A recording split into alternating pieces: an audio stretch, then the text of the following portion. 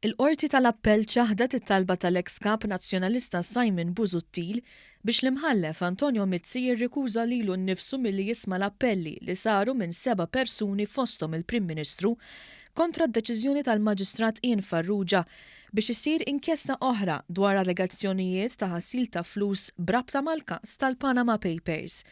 Fid-deċiżjoni tagħha l-Qorti Kostituzzjonali laqat l-appell li sar mill-Avukat Ġenerali minn deċiżjoni li ħadet il-Prim Awla tal-Qorti Ċivili sede Kostituzzjonali f'Lulju li għadda li kienet laqet rikors biex l-imħallef Mizzi jirrikuża ruħu mill-kawża.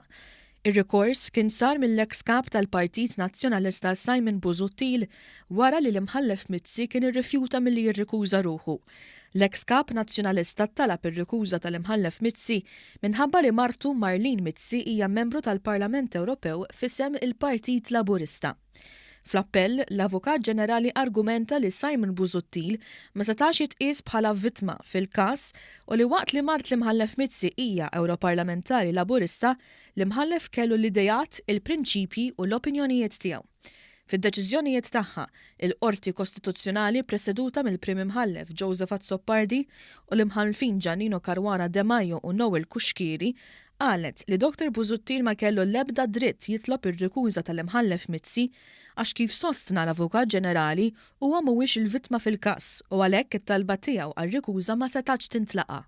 L-imħallef Mizzi dejjem sostna li hu qatt ma kien involut fil-politika u qatt ma kien membru tal-ebda partit politiku u dejjem sostna wkoll li qatt ma assoċja ruħu mal-femijiet politiċi ta' martu.